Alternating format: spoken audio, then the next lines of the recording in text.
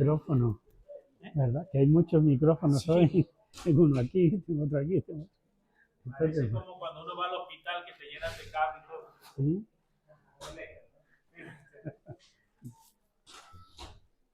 Bueno, estamos considerando Nehemías, al profeta Nehemías, y ya se ha predicado varias semanas con los capítulos anteriores al 7. A mí me toca al 7.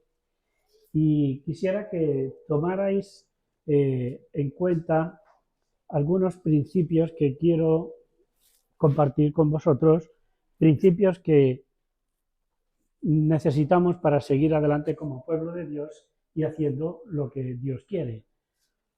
En la obra de Dios, todos los creyentes deben ocupar un lugar de participación. Quédate con esto. En la obra de Dios, todos los creyentes deben ocupar un lugar de participación. Bien, establecemos esto como algo que yo voy a seguir el hilo a través de Nehemías, capítulo 7. La importancia de actuar respetando el orden de prioridades. También esto vas a tenerlo en cuenta. Para una buena dirección del pueblo de Dios. Bien. Estamos en Nehemías capítulo 7 y principalmente me centro en los versículos del 1 al 10. Luego viene toda una genealogía, tiene muchos datos genealógicos y uno pregunta, oye, esto me cuesta trabajo leerlo, a veces me ha pasado eso, me cuesta trabajo leer las genealogías, pero están puestas ahí por el Señor y tienen una función, la tienen. Eso no está puesto ahí porque alguien, mira, que le gustaba escribir y se entretuvo, a ver, ¿y tú de dónde vienes? ¿Y tú de dónde vienes? ¿Y tú quién fue tu abuelo? No. Esto tiene el Dios tiene un propósito. Aunque nos cueste un poco asimilar o ver cuál es ese propósito. Bien. En el libro del profeta Nehemías y en su cosmovisión político-religiosa del profeta y del Israel anterior a él, resulta que se dieron los principios de libertad de derechos ciudadanos en Israel. Esos derechos, en parte, más tarde los copiaron los políticos y filósofos de Atenas, Grecia. Pero ya en el pueblo de Israel esas cosas se estaban dando, fueron establecidas por el Señor. Recordemos que Nehemías, además de ser un hijo de Dios siervo, siempre ten en cuenta esto. Los creyentes somos hijos de los creyentes en Cristo, somos hijos de Dios siervos. No dejemos eso a un lado. Bien, es importante. Pues él era un hombre con formación y capacidades de Estado. Y no hay que olvidar esta faceta en Nehemías. Él era un hombre de Estado. No solamente era un profeta. O sea, no solamente abarcaba su parte espiritual, religiosa. Era un hombre de Estado. Nos cuesta trabajo ver estas cosas dentro de la Biblia en algunos personajes. Bien. Pero era un hombre de Estado. ¿Sí? Con formación y capacidad de Estado. Se dice en cultura política y filosófica que la democracia comenzó en Grecia. Eso, desde el punto de vista de la práctica de una especie de parlamento, senado, desde ese punto de vista, es cierto. Sin embargo, los principios democráticos no comenzaron en Grecia. Antes bien lo hicieron en el pueblo de Israel, pero que debido a las relaciones culturales que fueron dándose entre los hebreos y los helenos, griegos, helenos, esos principios más y más se terminaron trasladando y plasmando, dando forma a lo que en aquellos tiempos, lo que se podía entender en aquellos tiempos, se le llamó política democrática, dentro de lo que se conocía dentro del Imperio Macedonio. ¿Verdad? Estamos... un concepto, sin embargo, eso de democracia, un concepto ambiguo para la gente de a pie. Es decir, democracia para los que están arriba. Pero para los pobres, eso ya en aquel tiempo era un concepto ambiguo para los más desfavorecidos. Luego, cuando este imperio macedonio fue desbaratado por el siguiente imperio, es decir, el romano, se tomaron algunos de aquellos principios democráticos uniéndolos a otros que eran propios del imperio romano. Desde entonces, en todo el territorio del imperio, se introdujeron en el gobierno de la República y del Senado las leyes civiles. Recordemos que aún hoy en día todos los códigos civiles de Europa siguen teniendo en cuenta una serie de principios que nacieron dentro del judaísmo y poco a poco fueron pasando al mundo heleno, es decir, al griego, y más tarde al romano, y ahora a la Unión Europea. Y en la Carta de los Derechos Humanos están los principios que aparecieron en el Antiguo Testamento. En la ONU hay principios que siguen ese hilo. Y como tenemos aquí algún que otro abogado, saben que estoy diciendo que el Código Civil Romano sigue en activo. ¿Es así? Es así. En Israel, con el propio Nehemías, se dio una auténtica asamblea de todos los ciudadanos israelitas. En cambio, en las asambleas de Grecia, solo podían ser considerados ciudadanos los de la clase alta, militares de alta graduación, los terratenientes, los nobles, los jueces, los médicos, los pedagogos y los filósofos. Esos eran ciudadanos. El resto,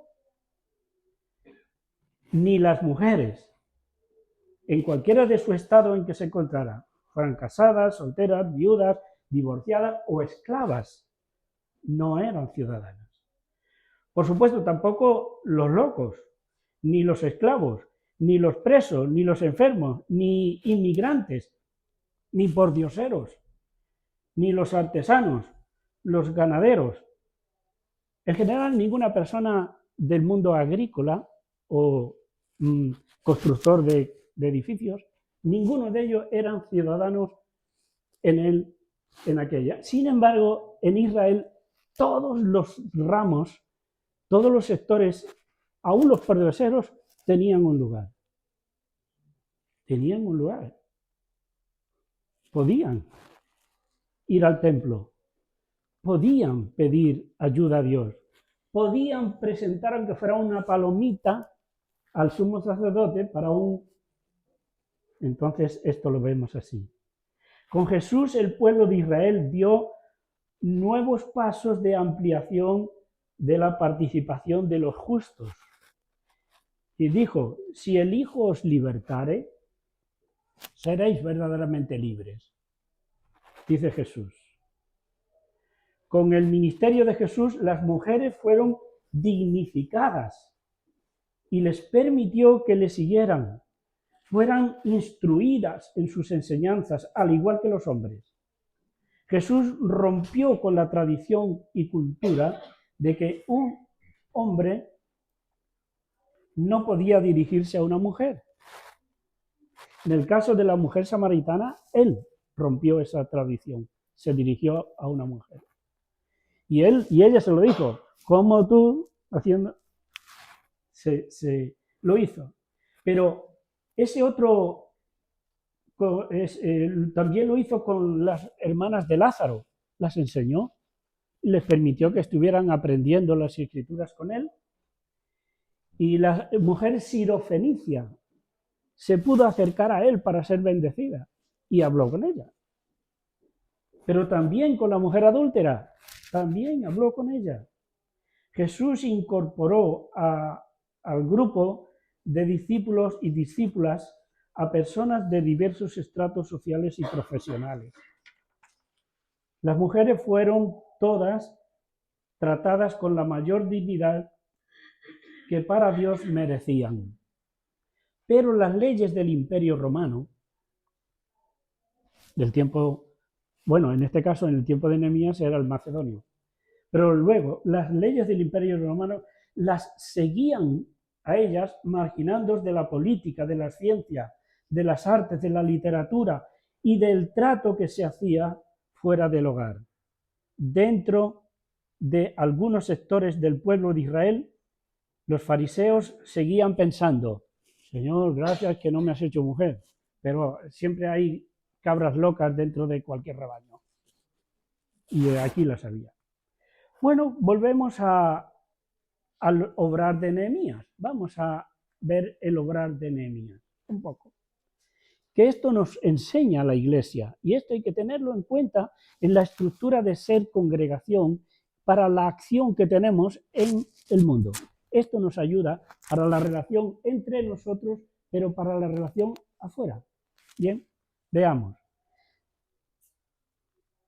Desde el versículo 1 al 4 dice que se estableció el grupo y trabajo de los porteros. Se restableció el grupo de los cantores y las cantoras dentro del templo. Se restableció el grupo de los levitas.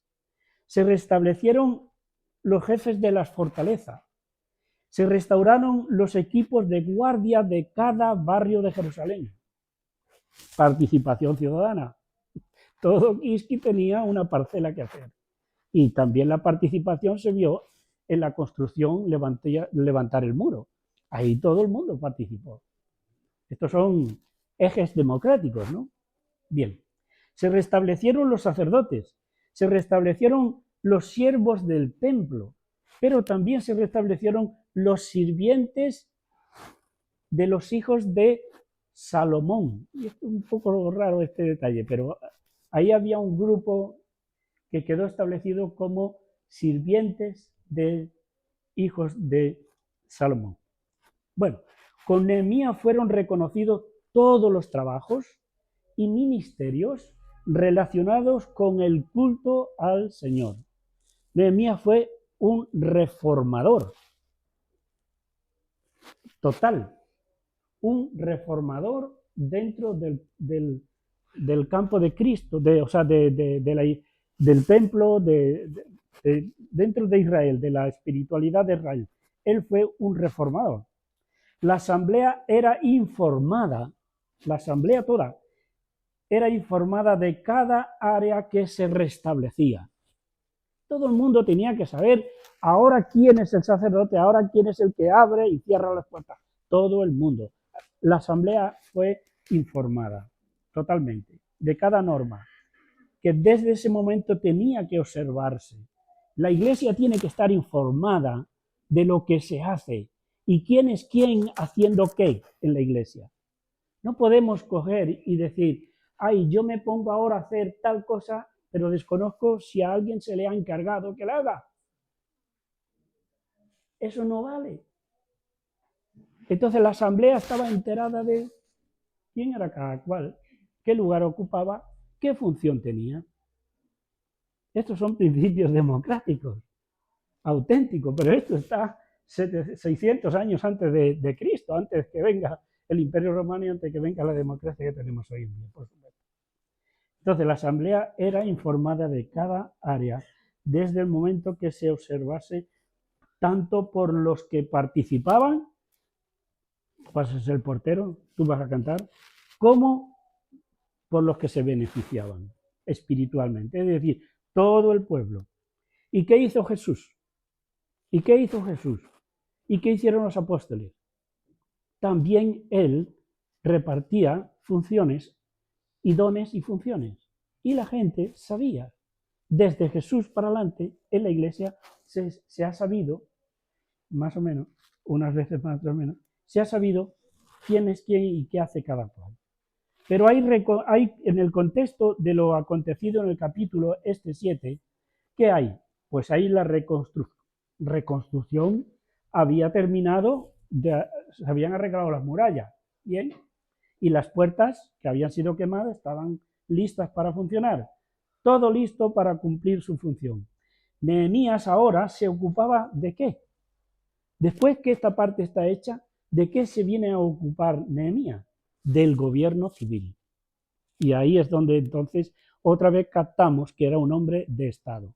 No solamente le interesó, vamos a reconstruir esto, vamos a establecer el culto, el canto, todo, sino aquí tiene que haber un gobierno civil. En la iglesia hay la parte espiritual, pero hay la parte de gobierno. Y hay creyentes mal formados que piensan que todos somos pastores, que todos somos hermanos, pues aquí no hay nada de estructura. No es así. Ese es un error de falta de formación bíblica de parte de quien piense así. Así que Nehemías se ocupa de establecer el gobierno de la ciudad, gobierno para atender lo relacionado con la vida espiritual, sí, del culto, claro, sacerdotes, cantores, cantoras, ayudantes del sumo sacerdote y los levitas, sí, pero señala el que tiene que ser el perfil del gobierno civil. Las personas que gobiernan civilmente tienen que tener un perfil, igual que las personas que gobiernan dentro de la iglesia tienen que tener un perfil. Y la Escritura, tanto en el Antiguo como luego con Pablo en Timoteo, sí, nos va a enseñar qué perfil tiene que tener el que gobierna dentro de la iglesia. Pues tiene que tener un perfil. Tiene que tener un perfil, en este caso, pues personas íntegras en su moralidad y ética, personas de un alto nivel espiritual, y tenían que ser personas muy amantes de Dios. Aún los que gobernaban la parte civil tenían que ser personas con una ética, con una moral. Y ya veis los zambombazos que nos vienen aún en nuestros días, cuando los que nos gobiernan no tienen un perfil moral ni ético. Fijaros, estáis atentos, igual que yo, a las noticias de lo que ocurre en España y en cualquier parte del mundo. Cuando no hay un perfil claro, bueno y honrado, honesto, tenemos políticos que son un desastre. Pero también sucede dentro de la iglesia. Cuando el perfil del líder de iglesia no es como marca la Escritura, tenemos abusadores dentro de la iglesia. Tenemos gente que se apodera de dinero de la iglesia. Tenemos gente que es inmoral dentro de la iglesia. Tenemos líderes que tienen abuso de poder, cometen abuso de poder sobre las personas, porque no tienen un perfil adecuado y porque no se nos exige a los que estamos aquí enfrente y dirigiendo que tengamos un perfil. Parece que no ponemos el ojo en estas cosas. Está sirviendo y ya creemos que todo está bien. Pero no es así, porque luego sale. Y esta misma semana pasada sale un hombre que es un religioso, un sacerdote, vendiendo droga. ¡Ostras! Fomentando pornografía por aquí, por allá, ¿pero esto qué es? ¿Qué locura es esta? El individuo no tenía el perfil, ¿no?, adecuado para la función que estaba realizando. Así que comienza Nehemías a describir la responsabilidad de los sirvientes y colaboradores de la ciudad. Los porteros de la muralla tienen que abrir la puerta a la salida del sol y tienen que cerrar la puerta a la puesta del sol. Mirad que había muchos que de otras partes venían a vender pescado y otras cosas a Jerusalén. Y ya se les dijo, señores vendedores ambulantes, las puertas, el sábado no hay venta. El sábado es el día del Señor. El sábado es el Sabbat. Aquí no hay venta. Llamaban a la puerta que venimos con la mercancía, el pescado se pudre. Pues que se pudra, pero el sábado no se abre. Y no abrían el sábado.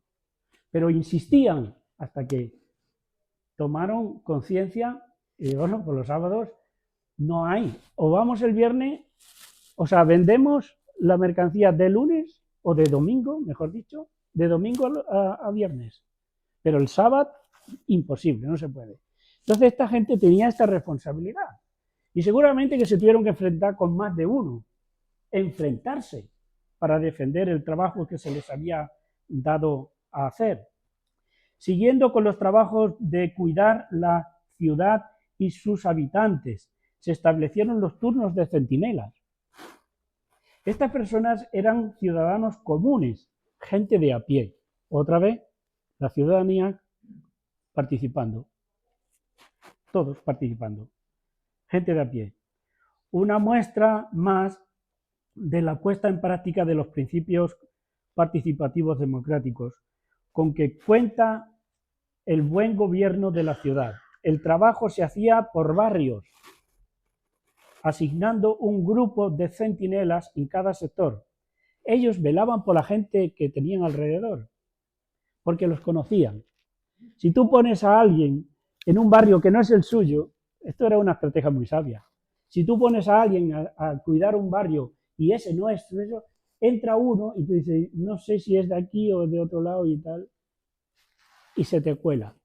Pero poniendo a gente, en cada barrio había centinelas del barrio. Del barrio. Entonces, claro, no se le escapaba fácilmente. Porque, por allí va así, yo sé quién es. El otro venía a tal hora, a tal, sí, yo sé quién es. Ella, yo sé quién es ella. Se conocían. Y entonces el cuidado era muy efectivo, muy efectivo. Es muy bueno ver estas cosas. Nehemías también hizo una convocatoria para con los nobles, las autoridades y el resto del pueblo, versículo 5. Fue una asamblea de carácter participativa, un llamamiento a la responsabilidad corporativa. Desde este encuentro, fijaros que con estas asambleas que Nehemías como hombre de Estado concibió y llevó a la práctica, de esta asamblea, por ejemplo, salió el que necesitamos tener un censo. Necesitamos hacer un censo. Llegaron a un acuerdo todos ellos. Necesitamos un censo. Tenía su función el censo. Nehemías y sus consejeros entienden que necesitaban encontrar o volver a ver donde hubiera un registro de familias anterior.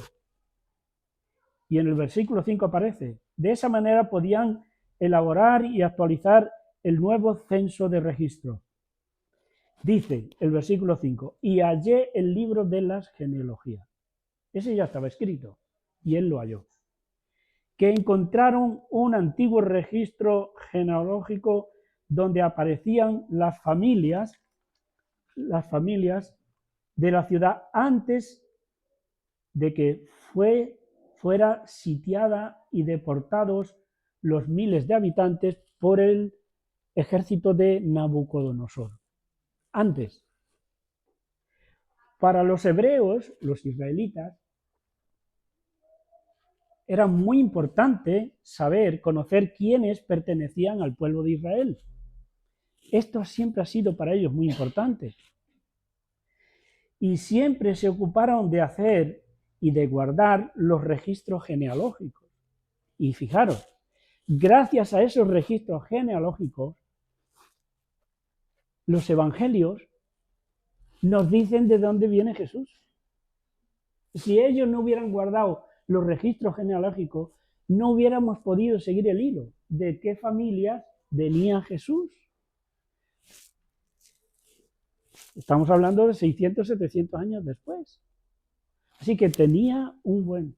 Ahora, dice el Nuevo Testamento que tú, que has creído en Cristo, estás inscrito en el libro de la vida.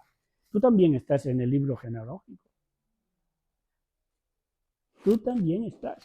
Desde el momento que te conviertes, tú estás dentro del libro genealógico de Jesús, del Señor. Estás ahí. Y dice, no será borrado del libro de la vida el que permanece fiel, el que no se va del Evangelio, el que no reniega de Cristo, el que no reniega, el que no apostata, sigue en el registro. Y un día el Señor abrirá los libros y allí estará tu nombre. Allí estará tu nombre. Y seguramente hasta la fecha en la cual fuiste inscrito.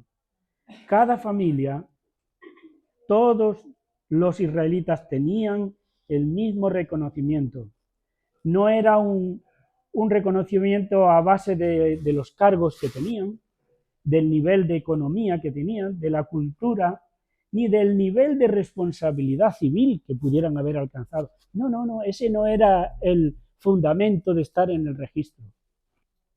Tampoco hoy en día, para tú estar en el libro de la vida, tiene que ver que vengas de una familia muy religiosa, que tu abuelo, que tu padre, que no sé quién más, seguía la tradición de la religión familiar. Eso no te inscribirá en el libro de la vida. Esas cosas no servirán para escribirte en el libro de la vida. El que tú traigas un pedigrí religioso X de allá atrás, o te conviertes a Cristo o tú no estás en el libro de la vida. No es ni los dones, ni las capacidades, ni la buena familia o rica familia o no sé qué más tuya de atrás. Es la conversión a Cristo la que nos mete en el libro de la vida. Eso habla de un pueblo que por entero es amado por Dios y de un Dios que no hace acepción de personas. ¿Hay nivel más alto democrático que este? Dios no hace acepción de personas. Leyendo Santiago vemos claramente esto. Los ricos estaban sí, pero estaban los pobres y había que respetarlos. Cuando un creyente se ponía enfermo, dice, llamar a los ancianos de la iglesia y oren por él. ¿Para quién? ¿Para los ricos? Para todo creyente que estaba en la iglesia. Cuando entre alguno de entre vuestra congregación, en vuestra asamblea, entre alguno que tiene poca cosa, dice socialmente de clase muy baja, dice que hay que respetarlo y que no hay que menospreciarlo y que no hay que ponerlo en el último lugar. Todas estas cosas, eso habla de cuál es el carácter del pueblo de Dios para con los principios de tratamiento con las personas. Y nos quieren vender la moto diciendo que la democracia viene de Grecia. El Señor la estableció mucho antes, muchísimo antes. El código de Hammurabi, si alguno queréis leer algo de ello, podéis hacerlo, pero en el código de Hammurabi no contemplaba un trato generalizado de este asunto para con los ciudadanos. No consideraban a todos los ciudadanos como dignos de recibir los mismos derechos. La ley no era igual para todos. Y hoy en día leemos en la prensa las voces que dicen, parece que la ley no es igual para todos en España, en algunos momentos, en algunas cosas. Parece que la ley no es igual para todos. Y cómo molesta y cómo nos enfada esto. Porque alguien roba un kilo de café y lo meten tanto tiempo en la cárcel o más que el que ha robado 10 millones de euros. No, la ley no es igual para todos. Y en ese tiempo no era igual para todos. Y el código de Hammurabi, muchas veces, por los que se creen más cultos que nadie, lo exaltan como si fuera la maravilla de la maravilla. El código de Hammurabi, que es una piedra negra donde está escrita una serie. Y lo quieren poner por encima de los 10 mandamientos, de la ley de Dios. Lo quieren poner como si hubiera. Pero en el código de Hammurabi no figura el mismo tratamiento para todo ciudadano, sino para la élite. Y de ahí sí bebió también lo que llamamos democracia griega. Nehemías entendió que el censo debía estar consignado tanto por los habitantes de Jerusalén como por los que habían sido deportados, como los que no fueron, porque cuando el ejército de Nabucodonosor conquistó la ciudad, dejó una parte de ciudadanos allí, porque dice, es que si no, aquí los animales salvajes van a destruir todo. Dejemos a los labradores, dejemos a alguna gente y tal, y todos los que tenían un poquito de más nivel intelectual, como el caso de Daniel, como el caso de Nehemías, Ezequiel, como muchos, fueron llevados allí. Pero en el censo tenían que entrar los que se fueron y los que quedaron. Los que se fueron y luego volvieron y los que quedaron. En nuestros días a veces esto falla. Entonces, de la misma manera que cada familia de los que habitaban Jerusalén habían trabajado en la reconstrucción, ahora, versículo 7, ahora las familias debían participar en hacer aportaciones financieras. Y esto también llama a nosotros como iglesia. ¿Vale? Estamos aquí como congregación, formamos parte de la congregación, tenemos bendiciones y privilegios, ayudamos en alguna cosa, pero también somos llamados a entregar parte de donaciones. Y en el versículo 7, Nehemías hace sentir y señalar que algunos lo hicieron, pero no todos. Y eso ocurre en la iglesia. En la iglesia algunos son dadivosos, pero otros no. Y han escuchado lo mismo, han visto lo mismo, pero unos son dadivosos y otros no. Aquí algunas familias fueron generosas y aportaron. Aquí está, dice esto, que ellos aportaron, pero otros no quisieron aportar y escucharon y vieron lo mismo. La iglesia tiene que ser generosa en el trabajo y generosa en dar, para que otros o los trabajos que se hacen prosperen. Resumiendo también, Dios puso en el corazón de Nehemías primero aquello que le contaron los que regresaron de Babilonia, donde él era el copero mayor. ¿Lo recordáis? Él era el copero mayor de Nabucodonosor. Bien. Luego su viaje a Jerusalén para ver con sus ojos el estado en que se encontraban las murallas y se encontraba la ciudad en general. Después pasó a iniciar una llamada a participar de la reconstrucción de los muros. Y cuando estos fueron restaurados, se empezó a preocupar de organizar el nuevo gobierno de la ciudad. Lo hemos escuchado. Y a establecer los oficios relacionados con el culto a Jehová Dios.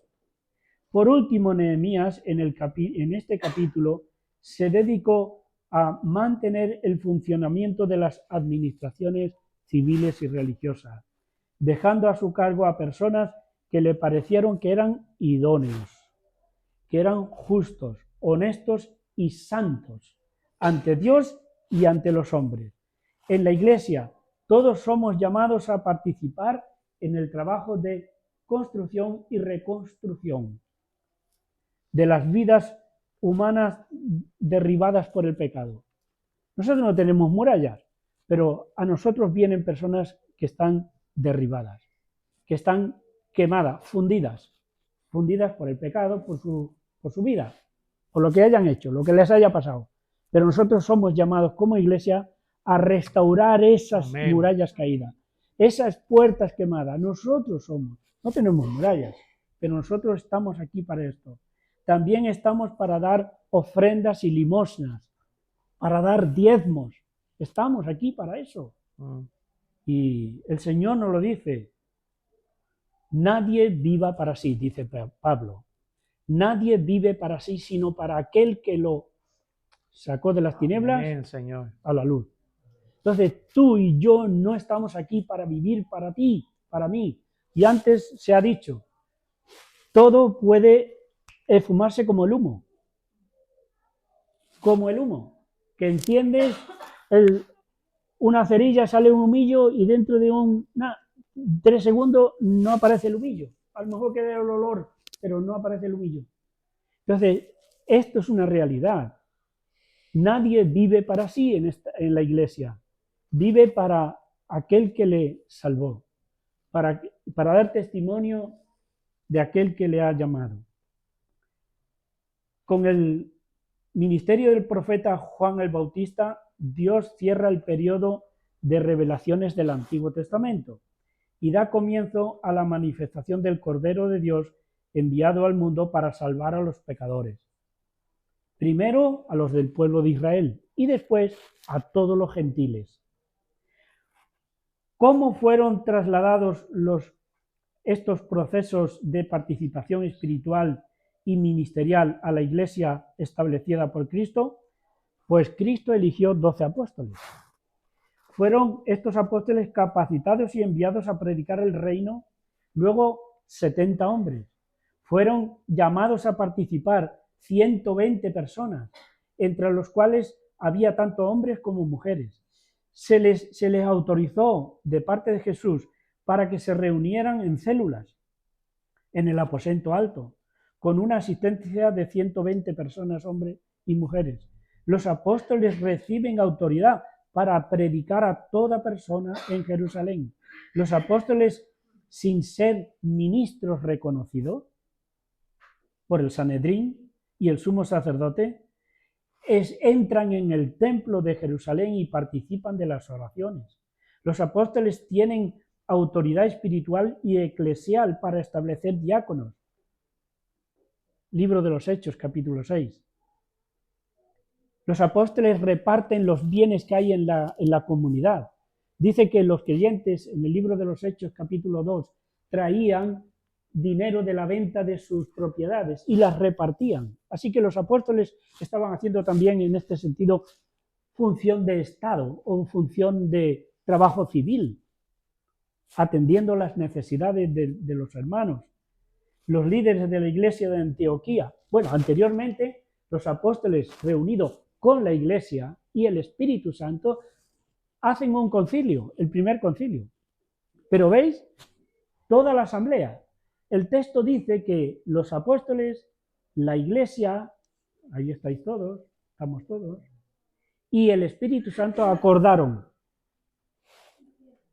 Acordaron. Esto no es un asunto de los líderes, acordaron. Aquí está la asamblea. Aquí otra vez tenemos a Nehemías.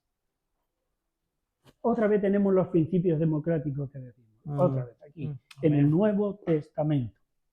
Entonces, viene esto el concilio.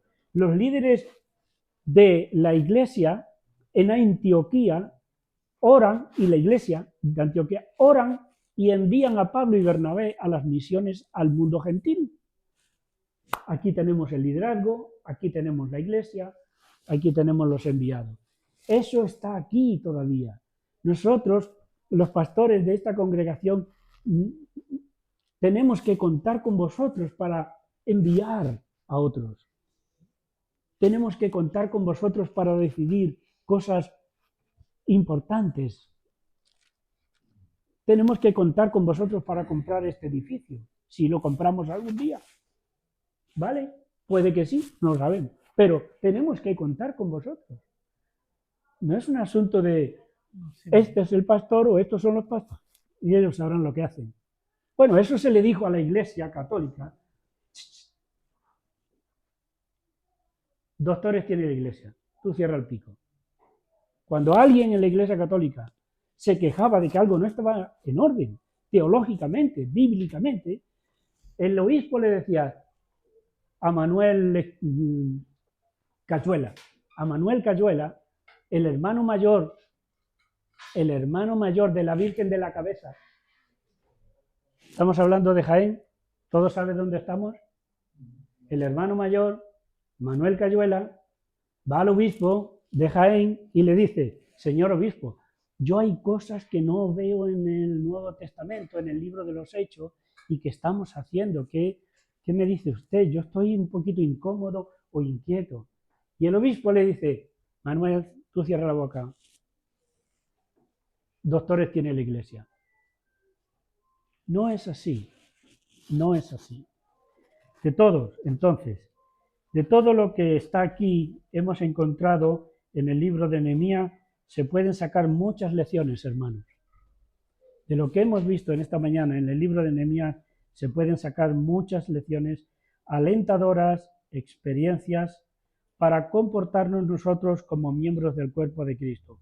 Pero al igual que algunos de los de Nehemías dejó al cargo de la responsabilidad para que el pueblo de Dios fuera guiado en todo lo bueno, lo útil y alcanzar paz y prosperidad, resultó que a algunos le faltó integridad, le faltó santidad y en parte estropearon, y si no, lo vais a ver cuando sigamos con los capítulos que ahora van en adelante. Se produjo un gran desastre. Y qué triste tuvo que ser para Nehemías, después de haber establecido tanto y tan bueno y tan loable para Dios, ver lo que pasa a partir de los capítulos siguientes. Y eso, nosotros como iglesia no estamos libres de eso. Hay iglesias que han sido una maravilla y no siempre han sido una maravilla. Hay ministros que han sido una maravilla y no siempre han sido una maravilla.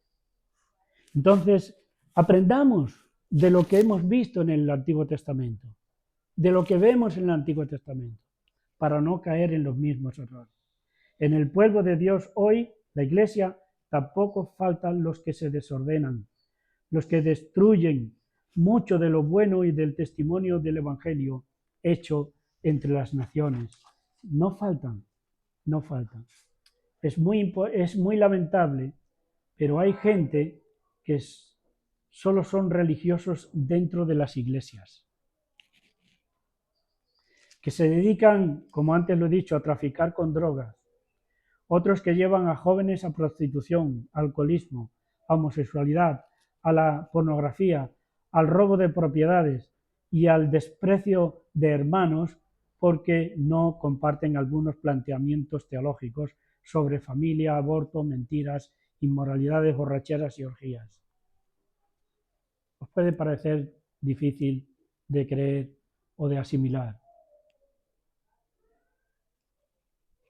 pero he conocido ministros que practican lo que hoy se llama el sexo duro. Y es una desgracia, cómo dejan a sus esposas, especialmente, o a sus amantes. Y lo he conocido. Lo he conocido. Entonces, las iglesias van pasando por etapas diversas. Nos parecemos bastante al pueblo de Dios en el Antiguo Testamento. Unas veces alcanzamos un buen estado espiritual y con ello un buen testimonio dentro de nuestro contexto. Pero otras veces nos convertimos en justo lo contrario. Con el apóstol Pablo tenemos que permanecer examinándonos a nosotros mismos. Dice Pablo: examinaos vosotros mismos para comprobar si estáis en la fe. Porque se puede estar dentro de la iglesia y no estar dentro de la fe. ¿Entiendes eso? Se puede estar dentro de la iglesia y no estar en la fe.